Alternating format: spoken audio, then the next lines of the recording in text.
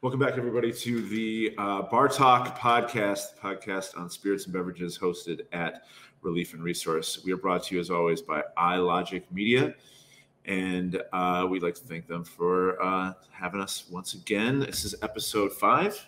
Yes. Episode 5, Women in Whiskey. And before I let Courtney take it away, I'm John Foley, your loyal and dedicated host. With me, Courtney Booms and Mark Miller. Hello. Yeah.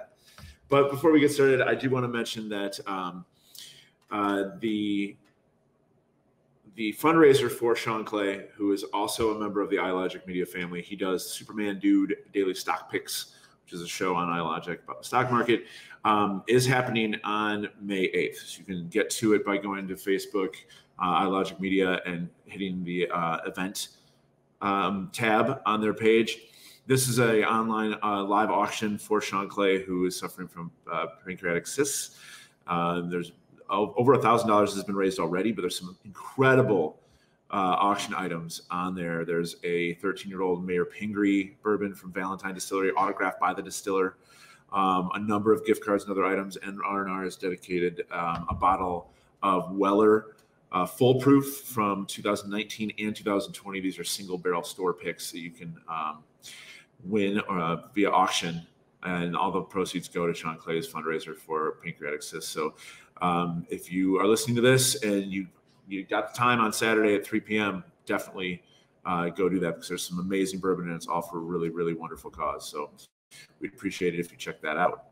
But and that'll be Saturday, May 8th. May 8th at 3 p.m., I believe. Yep. If I get that wrong, Jonathan can shred me for it, but I'm almost positive.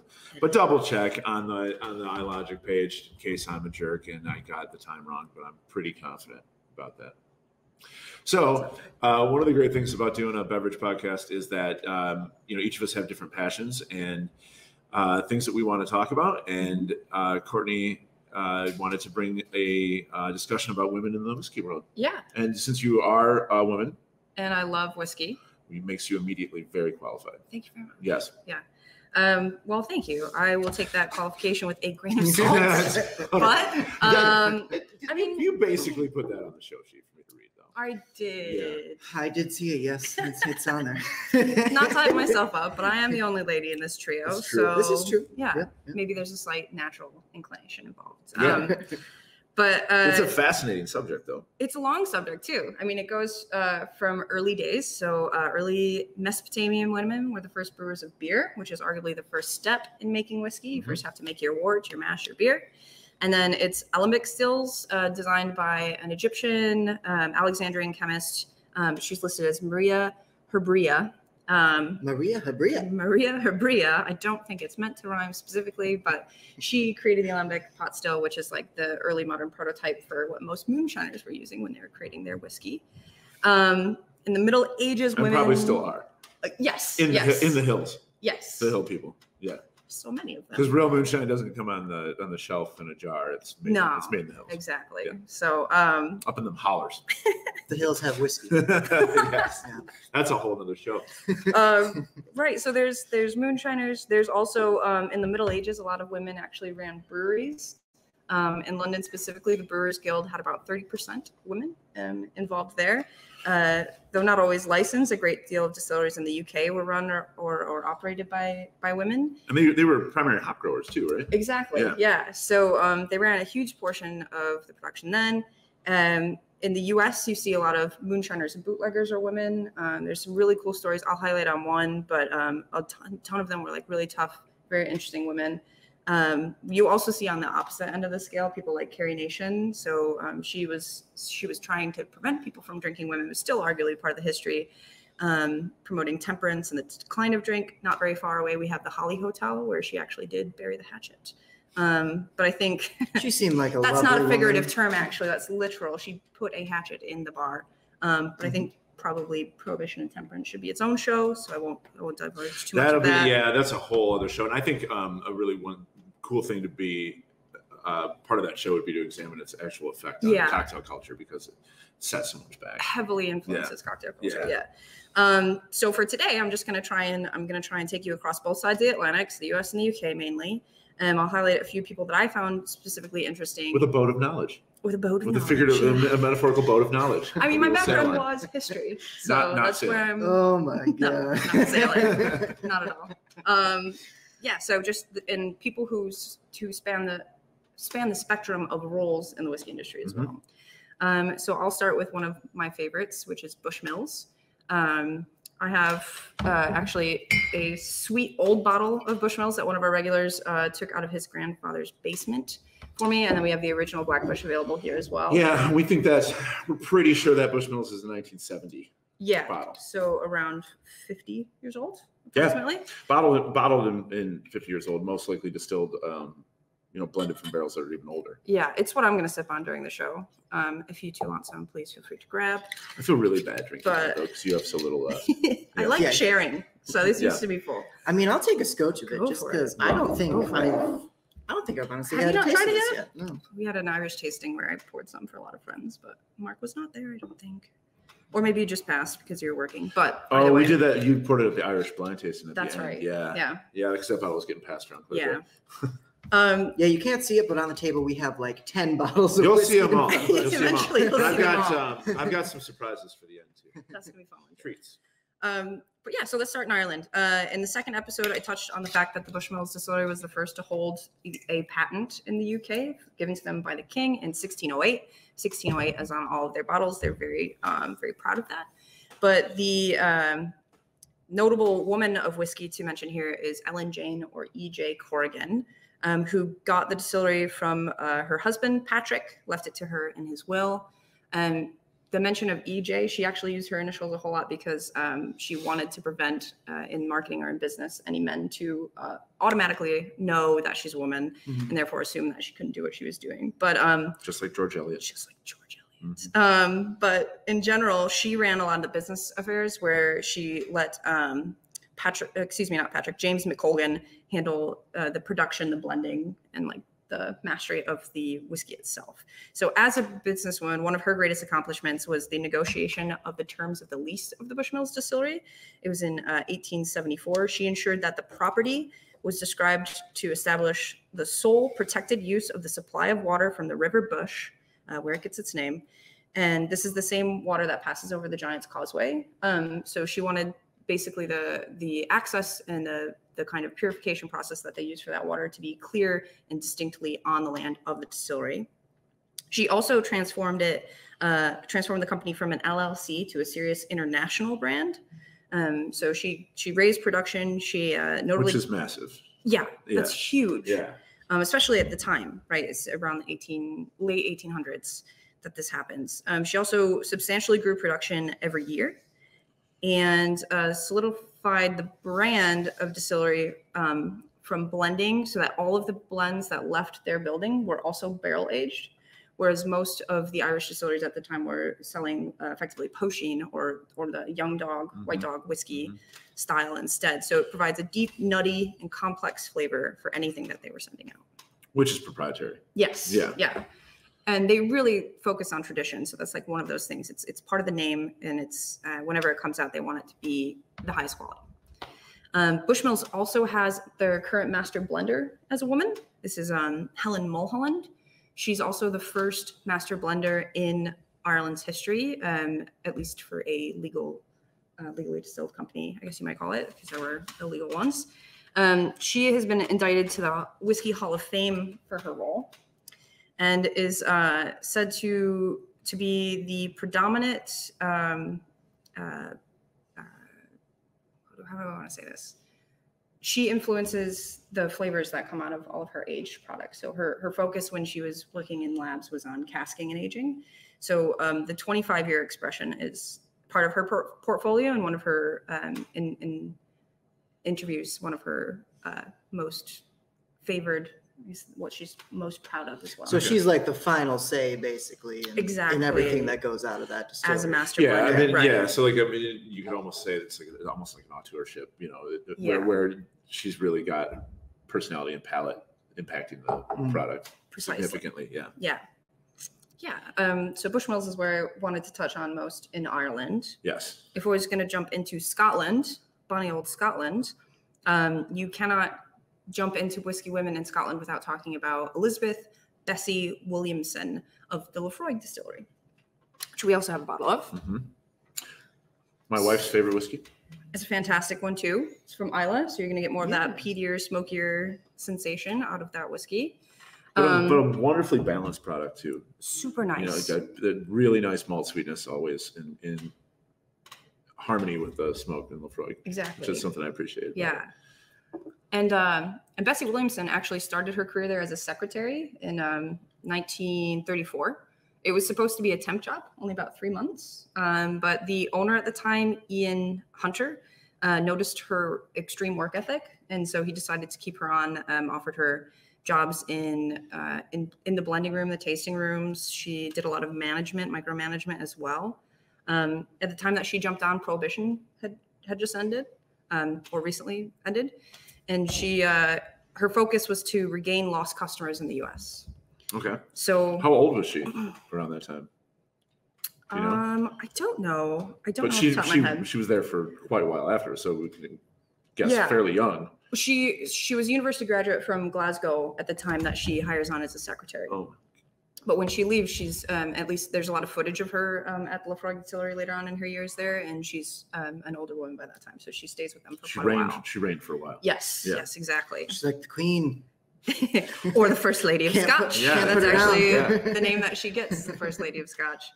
But I was saying she's trying to effectively gain more customers from the U.S. So she takes over U.S. affairs for Lithgow in 1938 when Ian Hunter has a heart attack. So he's limited in his abilities there. She's eventually appointed as the official Scotch ambassador to America in 1961 from the Scotch Whisky Association. She switched demand from blended Scotch in the U.S. to single malt from her campaigns, and she did not limit herself to Lithgow when she was doing this. She also helped the likes of Ardbeg, Dalmore, and a bunch of other distilleries that we'll end up talking about today as well. It just raises everything else up. Exactly. Yeah. She knows her brand's going to follow that along too. And that influence is still there. I mean, it's 50, 60 years on. Single malt still to the point now where we're actually trying to defend blends. Exactly. And let people know that blended Compass Scotch is really good. Yeah. Yeah, that's 100% part of her legacy. Lithgow actually recently released a 25-year-old expression in her honor. They also released one for Ian Hunter too, who was also part of the distillery at the time that she was there. The other notable mention for Bessie is during World War II, the Scottish government took over the Lithgow distillery's lands to kind of help with the war effort. So she micromanaged that in order to prevent any of the troops from kind of like destroying the facility because they heard of that happening elsewhere. Yeah. But she'd let soldiers like sleep on grain in the barns where they kept like all their barley.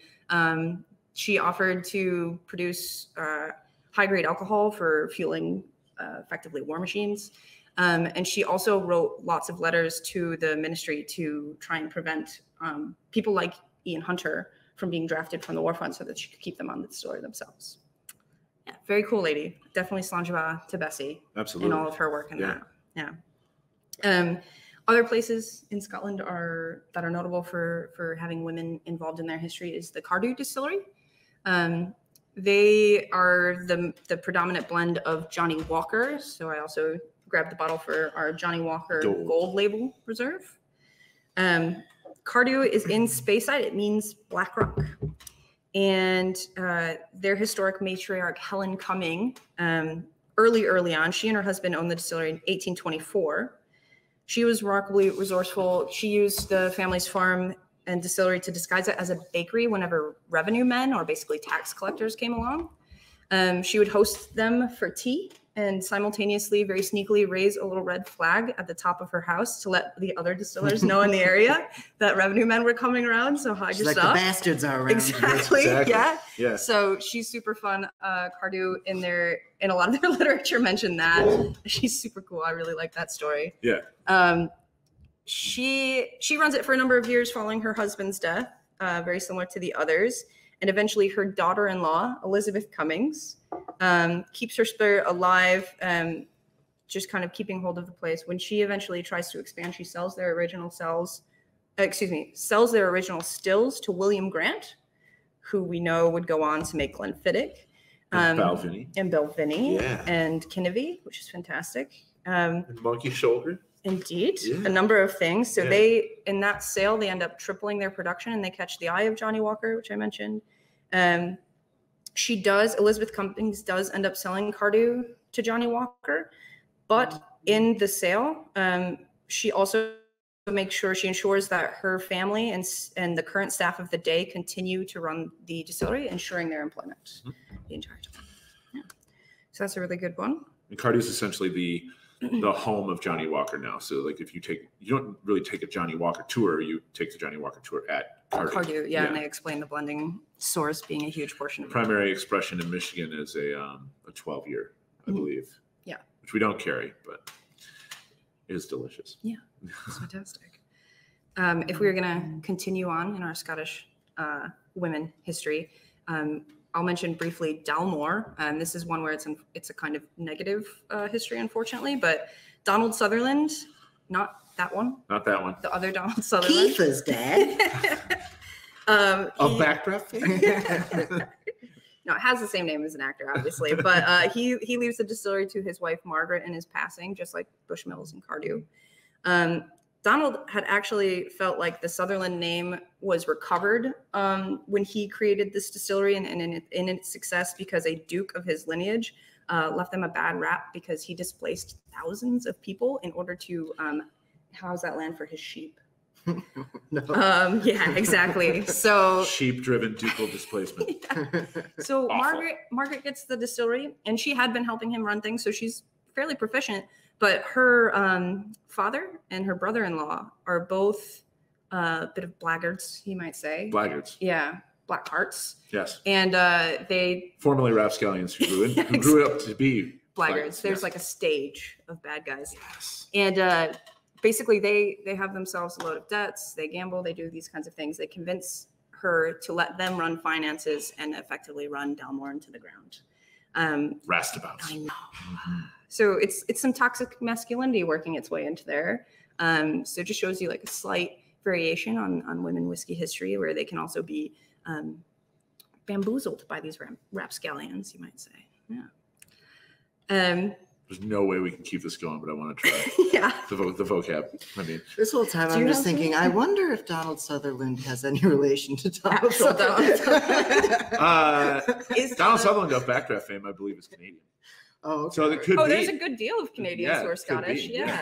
Interesting. That's where my brain was at. Sorry. We'll maybe touch on that in a future podcast. We'll Google it. Yeah, I'll let you guys know. Or Google it. Yeah.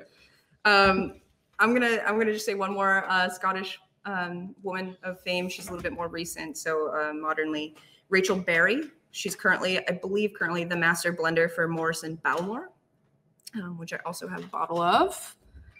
So she was also the previous blender for Glenmorangie and Ardbeg. Glenmorangie. I first learned it under the wrong pronunciation, so I still say Glenmorangie, unfortunately. So Glenmorangie and Dalmore. She's Scotland's first modern master female blender, earning the title in 1995. She, like many blending industries, studied chemistry first. But right out of college or university, she took a job at the Scotch Whisky Research Institute and worked heavily on validating cask aging methods. So she'd take old ancient documents and recreate what they used to do in a number of distilleries. She did that for about 5 years before Glenmorangie picked up on that. Yeah, I know. I have to keep saying it. Glenmorangie. They picked up on it, and so they added her in, and she was one of the notable blenders who created the flavors of Signet, which is what I picked up there. Very chocolatey, super rich, very delicious. Chocolate malt used in that, which is on paper something that shouldn't work, but it works out great. But it totally does. Yeah. I'm gonna do a little revisit of this one. Yeah, because I have not had Signet in a while. I guess I have to finish my Bushmills before I can have anything else. But that one's fantastic. I haven't really poured Signet since we first ordered it. That's one of those whiskeys that we kind of barely sell, except around Christmas time. And then it is very rich. You can drop grams, no problem. Yeah, we had it when the rep was here. David Blackmore. Yeah. So she. I think Brendan McCarran is responsible. A little bit too. Oh, yeah, that's true, Brendan. She's responsible for that. And then when she moves on to Morrison Dalmore in 2011, she creates their 15-year-old expression, the darkest, which has some similar flavors, but I get a ton of like dark berries and fruit out of that in particular. Yeah, heavily sherried. Yeah. This Signet is just like on the nose. It's like all like chocolate and like roasted nuts. And, It's dessert in a glass. Yeah, For sure. it reminds me of a candy bar kind of. Oh yeah. But not sickeningly sweet candy bar, like a toffee candy bar. Yeah, because you have the mouthfeel. You think it would be heavier on the nose from the nose, but it's not. It's very very light. That's the cool thing about that whiskey is it's delicate. Yeah. Yeah. But it's not just delicate whiskey that comes from Scotland from ladies. Obviously, Lefroy being one of those. Yeah, Lefroy is loud, actually, proud, if you look at what we have in front of us, and we can't really show all of it, but one at a time. There are some powerhouse whiskeys here. Yeah. And I think that's we'll get into the marketing a little bit too, but that kind of goes part and parcel with people's impressions of what they think. Nosing and tasting with ladies as well. And people think automatically like, oh, if a woman makes whiskey, it's going to be this like delicate doily of a whiskey, which is not true. Yeah. No, it's fantastic. Delicate doily dram. Yeah. Say that 5 times fast. You're going to be time out if you continue that. Sit in the corner. That tomfoolery. So, like those early ladies of Ireland and Scotland, the U.S., I mentioned very briefly already, produces moonshiners and bootleggers and also distillery owners and things like that too. I do want to highlight just one particular lady just because she's super interesting to me, and that's Gertrude Cleo Lithgow, the proclaimed, I don't know if it's self-proclaimed or otherwise, queen of the bootleggers. Oh. Yes. So she was originally a licensed liquor wholesaler from Nassau in the Bahamas. I think I'm pronouncing that right too. She was originally born of Ohio, but she constantly tried to pass herself off as Native American, Russian, Spanish, French, anything basically so that she could keep her anonymity as a bootlegger. Say Ohio? Ohio. Well, she had to ensure that no one knew she was from Ohio is what it was. This is a Michigan bar, so we'll get a lot of Ohio bad shots fired.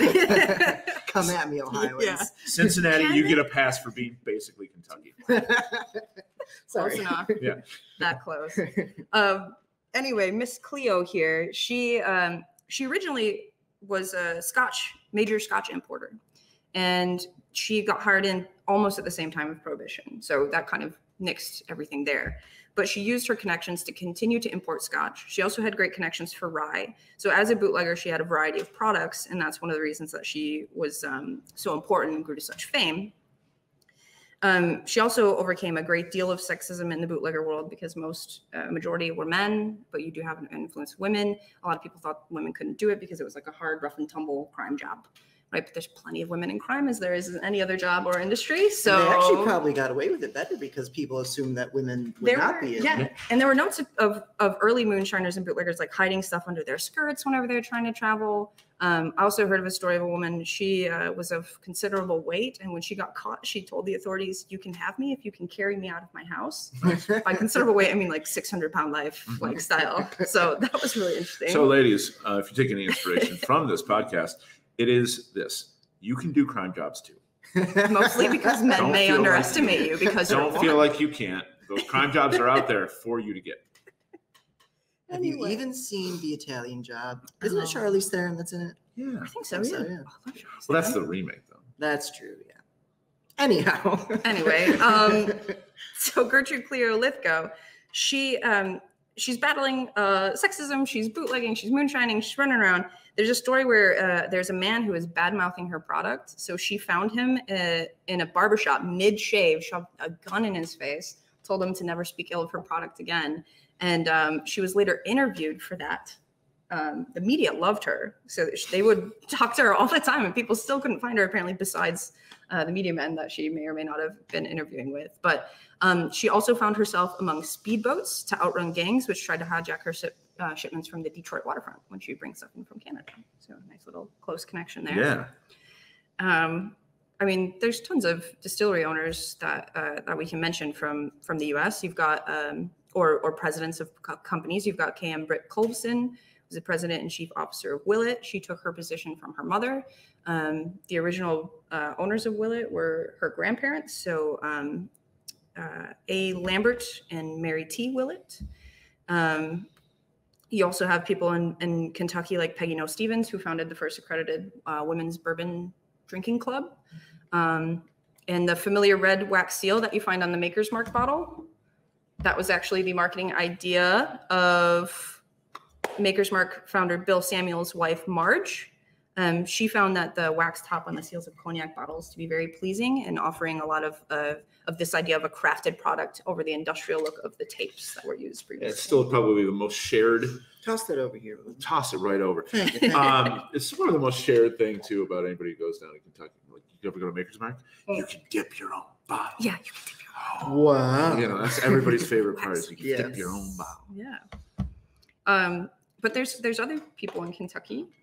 Yeah, and I'm gonna need Mark's help here, I think, because I brought a little something for us. Except I need to know her name.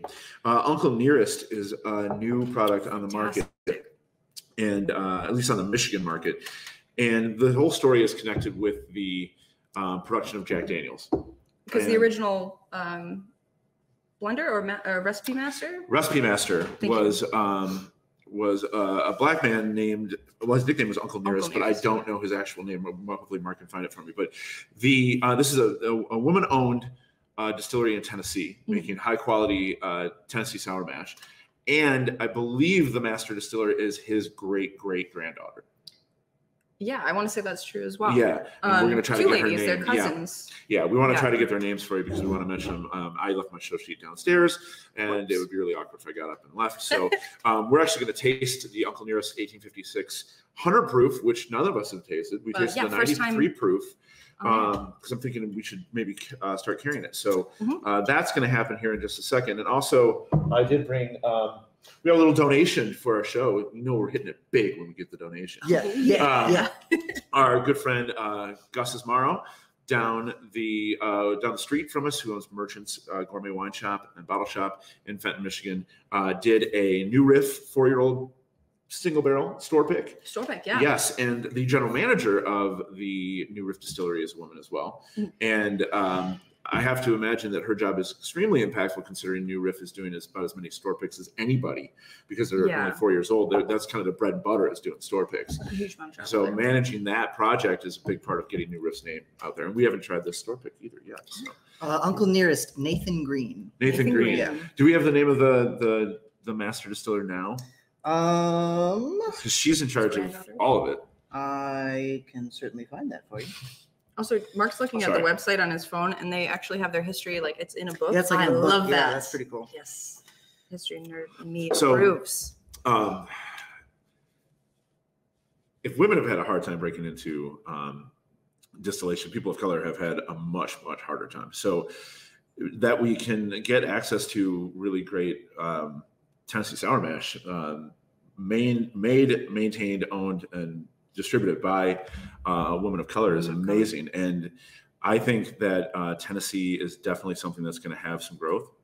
I think there's going to be more Tennessee whiskey that's going to be worth trying. I don't think it's going to be dominated just by Jack Daniels and George Dickel. So I think it's awesome that this is here, because I think that's a category that's going to grow. People's palates are pretty driven by sweetness right now. Yeah. With all the bourbon that's being produced now and all the stuff that I see people liking on forums, a lot of it's real sweet. So Tennessee's right there. There's a piece of that they can jump into. Yeah.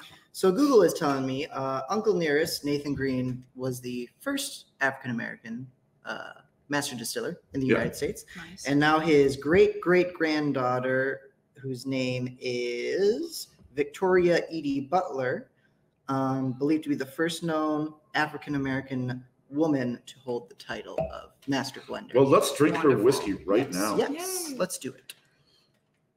So this is the 1856 100 proof from UncleNearest. We tried the 93 proof. I thought it was real pleasant. It didn't jump me, too far away from what I normally think Tennessee whiskey is. But given how sweet Tennessee whiskey can be with the Lincoln County process, I'm excited to try something a little higher proof, because that's usually where my wheelhouse is for sweet whiskey.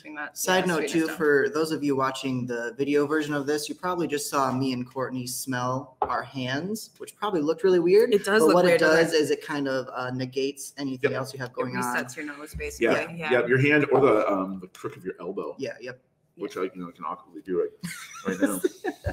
My elbow smells like my lotion though, so I'm gonna keep sniffing. See, I have cologne on, so It's fantastic. the nose is very barrel heavy, I think, but pleasantly, I would say. Undeniably Tennessee. That mid palate is rock and roll. Yeah. Oh yeah. Lots of big honey. Yeah. Nice and rich. Yeah, some nutty notes. Mm-hmm. A lot of sweet corn. Like cinnamon almonds is what I'm tasting Yeah. too. The ones I'm that used to wondering get if at the there's mall. charcoal filtering. I would imagine there is. Because I feel like I can kind of taste that too, you know? Yeah. That's an interesting point. Yeah. Being that it's Tennessee whiskey. Yeah. So if you haven't encountered this and you have any interest in Tennessee whiskey at all, this is fantastic. This is the first time any of us have tried it, and I will positively recommend. So that'll find a home on the bar. And I've had people tell me about it for a couple of weeks now. They're like, "UncleNearest, have you had UncleNearest?" Yeah. Like, no, I just haven't had the opportunity. But Yeah. now that I have, I'm into it. I'm into it too. Yeah. Let's talk about marketing real quick before we get into the new riff and sip on this. But like, I think there's something to be said for just the way whiskey's been taken care of in terms of how it's marketed. Oh yeah. Versus men and women. Yeah. Because I'll touch on it lately and you can go into it more. Yeah. When whiskey has been marketed to women in the past, which was almost never, the marketing was extremely patronizing and very ill-advised. Ridiculously sexist is the way I would describe it. Yeah. It's not great. I mean, so I have in my notes here, I mentioned Heather Green, who is the whiskey sommelier of Flat Room in New York City. She was formerly of William Grant & Sons, ambassadoring for Glenfiddich. And she also wrote the book Whiskey Distilled, A Populist Guide to the Water of Life, which is also one of the first books I've ever read about whiskey tasting from women. Yeah, specifically written by a woman. In her book, it's very predominant, and she does this whenever she's being interviewed or talking in general, that there's a move in marketing proper whiskey and, or if needed, whiskey education for women, instead of the very sexist, in my opinion, ploy of offering ladies flavored whiskeys. Mm-hmm. So like Tennessee honey or Crown Apple or all those other things, right? As if they could never understand the super complexities that are involved in like the regular expression. Or birthday cake fireball. They make that? No. Oh. Bad idea. Don't make that. God. She also battles the idea that like you have to sweeten or dilute a product to its like lowest common denominator to target the females in the industry. So she's a hero of mine in that way. Yeah. And two, you mentioned about marketing and that there's not a huge representation of people of color, let alone women of color. So representation in the industry of women is probably on the rise. It's still not as high as, at the very least, I'd like it to be. But it's steps ahead of where it was in like maybe the 50s or 60s, you might say, right? Like when the women only thing that was marketed towards kitchen. women is like, oh, well, here's what you need to know so you can buy your husband the right whiskey. Exactly. Or if you're hosting a party and there's going to be a bunch of dudes there. Yeah. Which is some garbage. But in general, one of the reasons why you're seeing a ton of women in the industry in like those CEO positions or in the master blending, master distilling, there is an actual study that says that women have a bit of a heightened sense of taste and smell. I'm not just trying to pull this out of my ass, literally. It comes from ovulation, which leads to a surge in estrogen, naturally produced in women, obviously, and increased sensitivity of the olfactory region. So smell literally are activated in a greater part and region of the brain in women than men at that time. This is from Tim Jacobs at Cardiff University. There are plenty of other studies that you can research into as well. And I'm not saying that there aren't men who are better than some women at those facts. I definitely think it's true. You can also train your senses, right? So it's not just that women might have this slightly or greater inherent reason to be able to taste and smell whiskeys for those like more specified jobs. You can also train yourself. So there's a ton of men who hold this position as well. I think it's true personally. My wife has better palate than I do. I think at the whiskey blind tasting, I don't remember who it was, but there was a woman there who very much doubted herself when she kept like giving out suggestions for what she tasted. That was the Isla tasting. That was the first one that you did. That's what it was. The Isla tasting. She said at the beginning. She was spot on. She was fantastic. Yeah, she said at the beginning that she was one of the people who was talking at this blind tasting early. You know, nobody talks at the beginning. They got to get like 4 whiskeys in them before they actually talk. Start chatting. But she was pretty chatty at the beginning, and she said, "Well, I'm sorry. when I did the whole thing about like, hey, please, if you taste something, say it because it's going to benefit the whole group. Yeah. We like discourse, everybody tastes differently, yada, yada, give my whole spiel. And she was kind of dismissive and said, well, I'll talk, but I'm not going to get any of these right. Like, I don't know what any of this stuff is. Yeah, right. She pulled 4 labels perfectly out of 8 whiskeys. And she pulled the 5th one, she nailed the distillery, but not the whiskey. Blind tastings. Blind tasting. Mm-hmm. Getting 4.5 essentially right out of 8 is really, really hard. Good. Yeah. Like I mean, to a small degree, I basically drink whiskey for my job, and I don't know how often I could pull 4 or 5 out of 8. Well, usually hosting them, but yeah. Right. So that's very, very difficult. May I smell your glass here real quick? Yeah. Something strange is happening with this Uncle Nearest. And it's something that I've never experienced with whiskey before because I've always heard people say that in certain whiskeys you can get like peanut brittle. Mm-hmm. And I'm allergic to peanuts, so I don't know what that smells like generally. But I feel like this is it in the Uncle Nearest. Yeah, no, I can get peanut brittle. Yeah. Stay tuned for our next episode when I give Mark the antidote to the poison he just drank. I'll go grab the EpiPen. Be right back. No, I'm sorry to distract the whole conversation. I just thought it was interesting because I've never experienced that before, and I didn't know if it was because of the other whiskeys I had going on in my Glencairn before this. Right. But I think it's the Tennessee. That's very cool. So women now represent 37% of whiskey consumption in the U.S. Nice. Up from 15% in the 90s. That's a massive jump. Massive jump. Yes. And I would say a massive part of that is specifically your demographic, 21 to 40. Probably true. Since we opened this bar almost 5 years ago, noticed so many younger ladies coming in and drinking whiskey. Neat or rocks, they're more adventurous about whiskey cocktails typically, and they tend to label jump a little bit more than the men do. That's 100% true. Yeah. For sure, yeah. I would say that in this bar, Scotch consumption is 50-50, if not 60-40 women. Predominantly women, yeah. Men drink almost more bourbon. Much more bourbon, which tells me that women's palates need sugar a little bit less than men too, at least in this bar.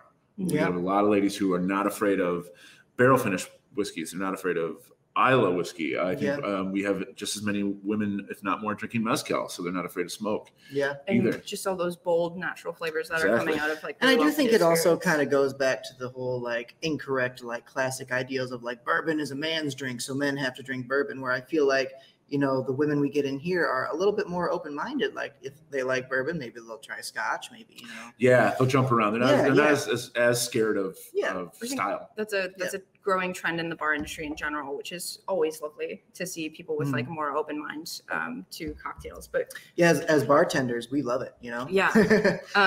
And you're seeing that with bartenders too. There's a lot more notable female bartenders than there used to be, getting awards and leading bars and stuff like that. I have in my show notes Jillian Vose. We mentioned the Dead Rabbit Bar a few different times, but she just recently co-wrote the book Patty Drinks from that bar, and she's actually the lead name on the book itself. So she wrote the highest percentage of the book. And for women in the industry like myself, you don't always see us being represented in the forefront. And one of the hurdles is to have to overcome is really convincing people that our knowledge and representation matters.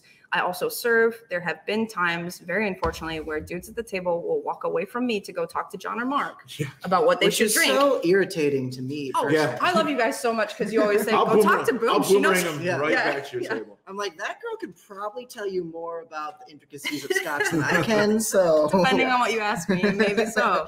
But that representation really matters because the more you see it in those big name bars or big awards or distilleries, the more the general concept that I know perhaps as much as I can as these dudes is I mean, I would say as far as like Irish whiskey and Welsh whiskey go, you're probably the authority in this bar on those. Thank you for mentioning Welsh whiskey because Penderyn I was going to say there's this bottle of beautiful Penderyn. I haven't talked about it yet. They're going to get an honorable mention, a very short mention because hopefully we're going to. I've decided. We're going to do a show just on Penderyn. Penderyn. Because I really, really love them too. Their entire distilling team is women. And it's led by, I want to say Lauren Davies and other ladies. Would you like someone? Yeah. And they're fantastic. They're producing excellent stuff. And the style of Penderyn that they make is very unique compared to some other whiskeys. So I'll delve more later, but it's one of my favorite things. How are we doing on time, Mark? We're sitting at about 40 minutes. Okay, so we'll do. We're gonna taste this new riff here too in a little bit. Yeah. Before we wrap up, you also see some more high-profile ladies marketing whiskey too. 100%. And marketing whiskey as consumers of it, not as sex objects for men. Right. But you see, not just look at this while I pour some whiskey. Two big ones. Wait, what was are, that? two big ones are Mila Kunis and Christina Hendricks. Oh yeah. They're both spokespeople for Jim Beam and Johnnie Walker, respectively. Yeah. And I don't know if she's a spokesperson, but Rihanna really loves whiskey. Rihanna is. She's a big fan. Yeah, she sings about it. She's a massive whiskey fan. Halle Berry is another one. And Gaga is a Jameson drinker. She's mentioned it a number of times. How she doesn't even have sponsorship, but she mentions Jameson like all the time. Because she just loves it so much. Because she loves Jameson. I love that you were the one who dropped the first bomb. I think that could be edited out. Jonathan Cole, please. Podcast. So, the partial F-bomb, I don't think it's going to hurt. Yeah, it'll be fine. I've sworn on other ones already, but I just like a sailor. Oh shit, it'll be fine. Yeah. Okay, so we're gonna do this new riff barrel just because it was donated for the show, and I'm really excited. I've tasted some new riff stuff that I've really, really, really liked, and some stuff that I don't really like. That's just because I think the nature of having this many store picks out in the world, you're gonna get some stuff. It's a huge variety. Yeah, exactly. Mark, can I ask you one more secretarial favor? We need the name of the GM of New Riff because she oversees the running of the distillery. She does not make the whiskey, but she's the general manager of the distillery, which, like I said before, with a company that does this many store picks and has this type of profile for kind of like, pick your own new riff, I think that's a pretty massive job. Hannah Lowen. Thank you.